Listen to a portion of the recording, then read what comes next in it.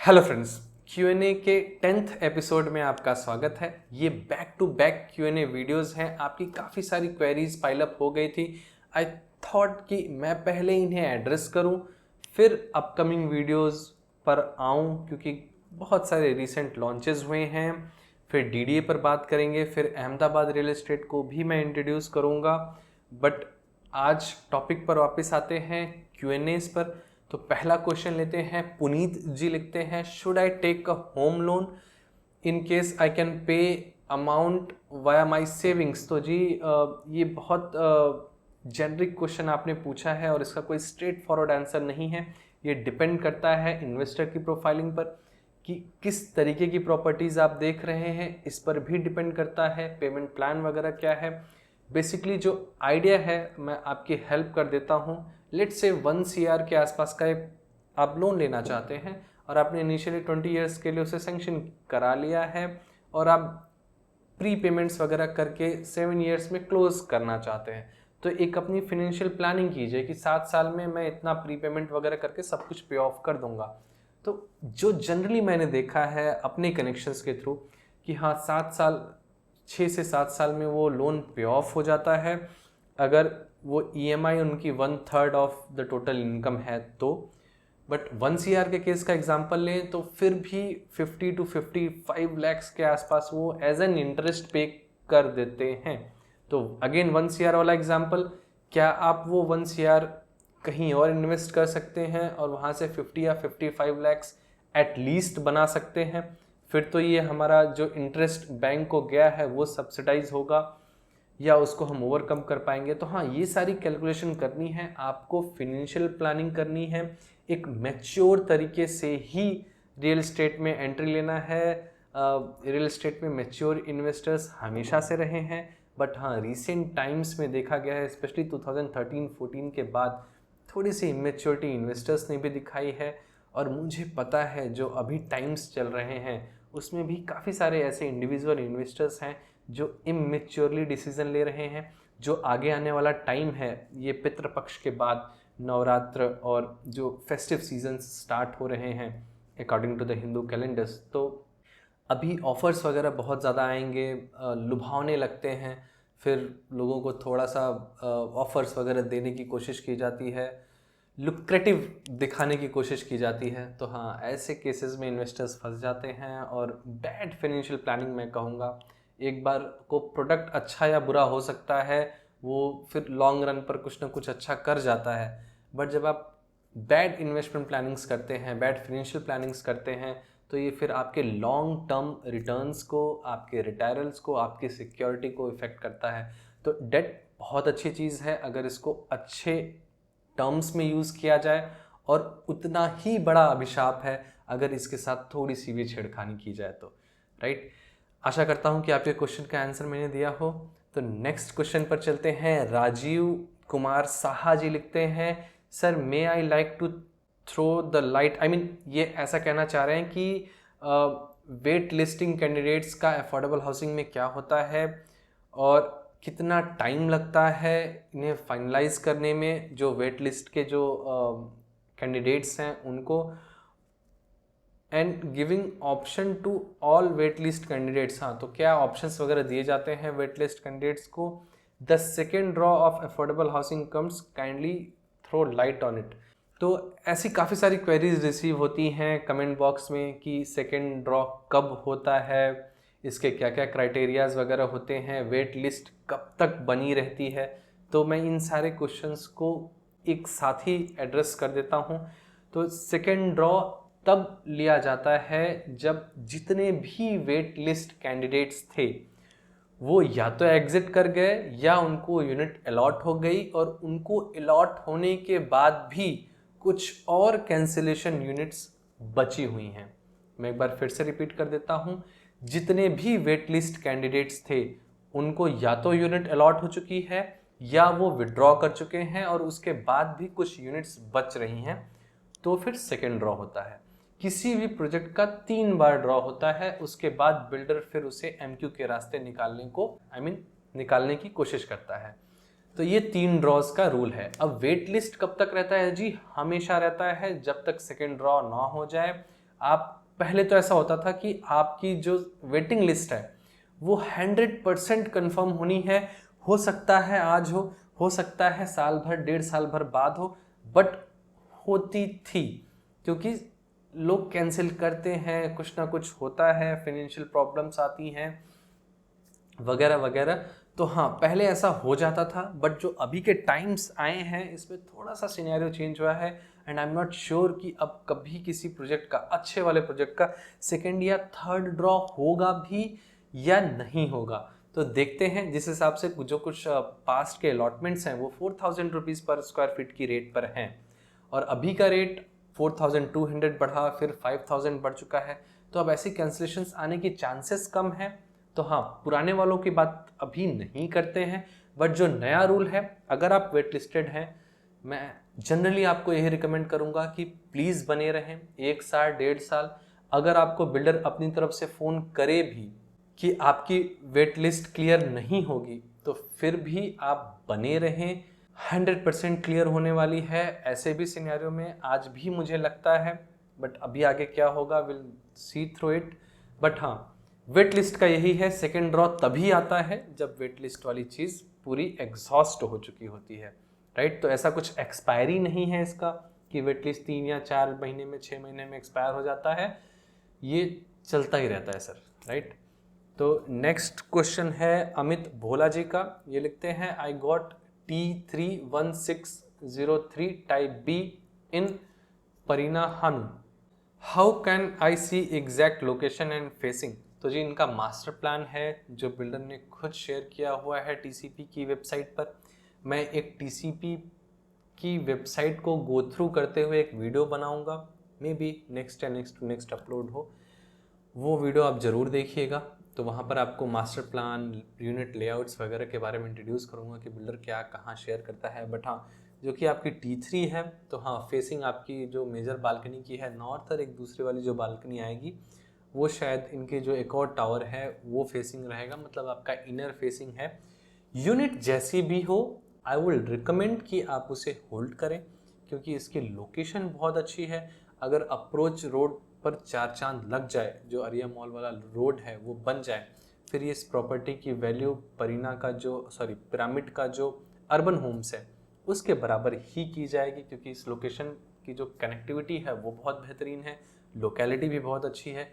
तो मेरे पास बहुत सारे क्वेश्चंस आते हैं कमेंट बॉक्स में और may be on my WhatsApp कि ये मिला है, क्या करें, रखें, जो भी है रख लीजिए। आई थिंक कि आपको 5 से 6 एप्लीकेशंस में एक यूनिट अलॉटमेंट हुई है, यहीं पर एक विन विन सिचुएशन है। और कुछ कुछ प्रोजेक्ट्स में तो 10, 12, 13 पर भी हुई है, और जेलस वाला तो अपने आप में एक अलग कहानी है। तो हाँ, जो भी आपके पास है प्लीज़ होल्ड करें, कैंसिल ना करें। वेट लिस्टेड हैं तो प्लीज़ कुछ दिन के लिए वो पैसा भूल जाएं, कुछ भी नहीं होने वाला, कंस्ट्रक्शन वैसे ही चलनी है, भले आपकी यूनिट का कंफर्मेशन 1 या 1.5 साल बाद आए। तो ये मेरी रिकमेंडेशन है। बस हाँ, आप बेट खेल सकते हैं, जो भी आपका 1.25 लाख या 1.3 लाख के अराउंड का जो पैसा है वो आपका लॉक रहेगा, बहुत ज़्यादा नहीं होता in my opinion. But yeah, let's jump to the another question. Indrapal ji लिखते हैं, sir what is the long term view for एड़ा प्लॉट्स से 10 ईयर्स। तो मैंने एड़ा पर काफ़ी सारे वीडियोस बनाए हैं सर, प्लीज़ वो वीडियोस देखें। मैं कुछ कोशिश करूँगा कि डिस्क्रिप्शन में और ऊपर आई बटन में लगा दूँ। 10 साल के बाद जिस हिसाब से जो करंट गवर्नमेंट है यूपी का इंफ्रास्ट्रक्चर डेवलप कर रही है, ये इंडस्ट्रीज़ अट्रैक्ट कर रहे हैं, तो मुझे बहुत पॉजिटिव लगता है इसका फ्यूचर ग्रोथ। स्पेशली अगर आप एक इंडस्ट्रियल प्लॉट ओन करें या रेजिडेंशियल अथॉरिटी से प्लॉट ओन करें तो ज़्यादा बेहतर है। आप जैसा कि जानते होंगे कि मैं जो रीसेल वाला मार्केट है उसके बबल की वजह से मैं एड़ा के प्लॉट्स रिकमेंड नहीं करता। बट हाँ, अथॉरिटी के 100% ले। अगर आप कोई इंडस्ट्री बिल्ड करना चाहते हैं या इंडस्ट्रियल लैंड के लिए इन्वेस्टमेंट करना चाहते हैं तो बिल्कुल करें। कॉमर्शियल मुझे बहुत ज़्यादा अच्छा नहीं लगता है इसमें, क्योंकि जो जेंट्री होगी वो इंडस्ट्रीज़ वगैरह में काम करने वाली होगी, और जो इनके सुपरवाइजर्स हैं वो कंपैरेटिवली काउंट्स में कम होंगे, तो बहुत ज़्यादा कुछ चलने वाला नहीं है। बट हाँ, इक्का दुक्का चलने वाला है, जैसे ग्रेटर नोएडा के जो कुछ एक अच्छे कॉमर्शियल्स लगते हैं, तो कॉमर्शियल के लिए हम वहाँ पर चूज़ी हो सकते हैं। जनरली नोएडा में कॉमर्शियल हर जगह सब कुछ बहुत अच्छा कर जाता है, बट यहाँ पर मुझे ऐसा लगता है कि उतना अच्छा ना करे। it's better to go with the industrial plot or residential plot allotted directly from EDA authority.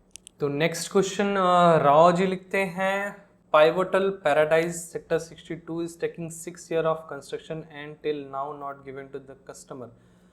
What is your view on these type of builders? तो हाँ, मैंने जो एक इंट्रोडक्शन टू अफोर्डेबल हाउसिंग का वीडियो बनाया था उसमें जो बिल्डर्स हैं अच्छे हैं, बहुत अच्छे हैं, एवरेज हैं, बिलो एवरेज हैं, उनका नाम लिया था।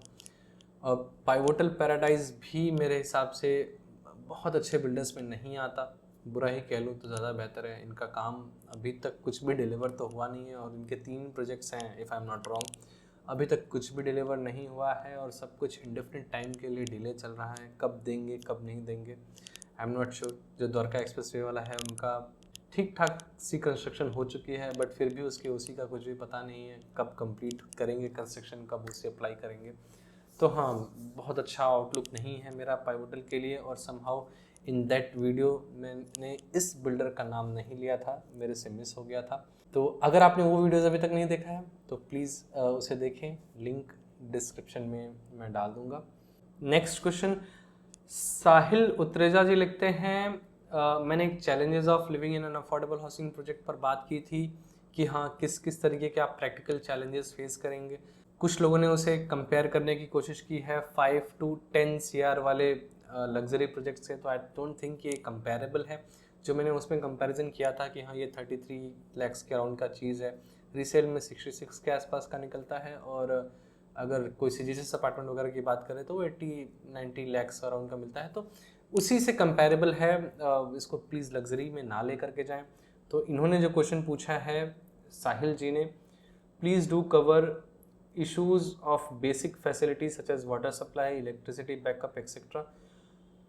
How is the occupancy rate in existing affordable housing societies? Are there people who are willing to stay despite of these issues? तो सबसे पहले वाटर सप्लाई तो ऑब्वियसली आपकी म्यूनसिपलिटी अथॉरिटी देगी, जैसे कि हुडा के सेक्टर्स में होता है वैसे यहाँ पर होगा। वाटर की कोई इशू नहीं है, इलेक्ट्रिसिटी भी कॉन्टिन्यूसली मिलती रहती है, बट हाँ अभी गुड़गांव में थोड़े से इश्यूज़ हैं इलेक्ट्रिसिटी के।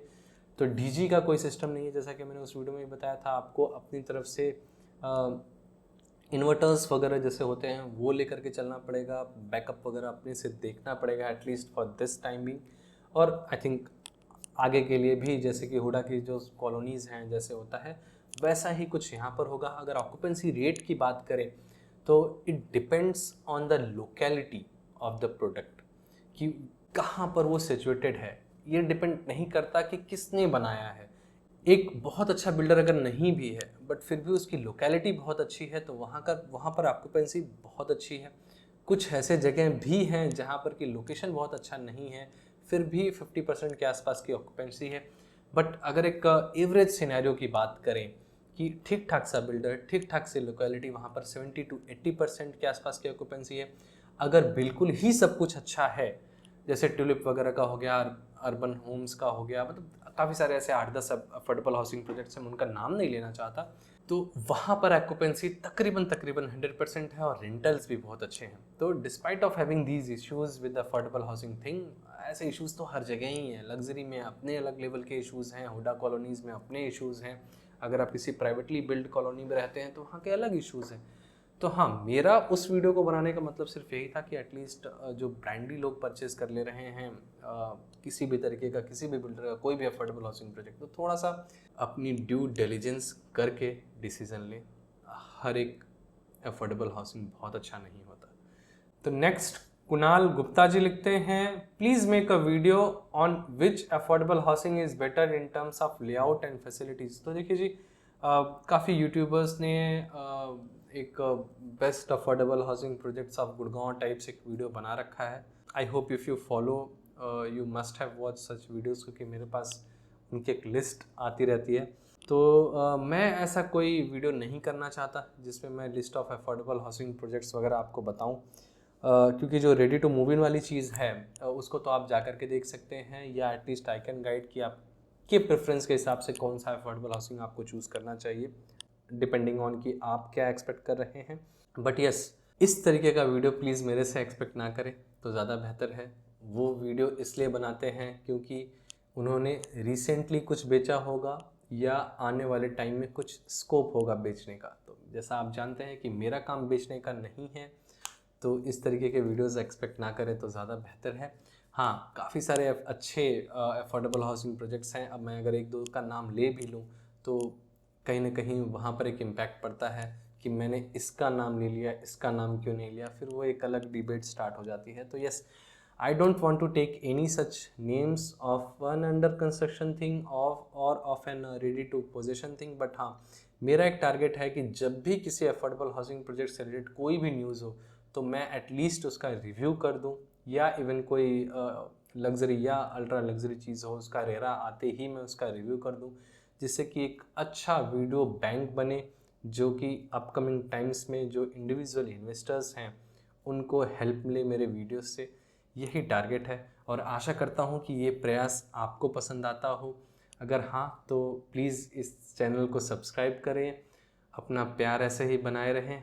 और अगर आपकी कोई क्वेरी है तो comment box is all open, but please don't ask personal questions like ये प्रोजेक्ट कैसा है, मेरे केस में क्या मुझे ये करना चाहिए, क्या मुझे वो करना चाहिए। उसके लिए प्लीज़ गूगल फॉर्म्स का लिंक डिस्क्रिप्शन में है, प्लीज़ वहाँ पर लिखें तो ज़्यादा बेहतर है। और मेरे हिसाब से आपको अपने पर्सनल डिटेल्स ऐसे पब्लिक प्लेटफॉर्म पर शेयर भी नहीं करना चाहिए। तो आशा करता हूँ कि आपको ये वीडियो पसंद आई हो। अगर हाँ तो प्लीज़ इसे लाइक ज़रूर करते हुए जाएं। मिलते हैं अगले वीडियो में, तब तक के लिए पुरानी वीडियोस को एंजॉय कीजिए और अपनी जो रियल एस्टेट की नॉलेज है उसको गेन कीजिए। Thank you for watching, bye bye.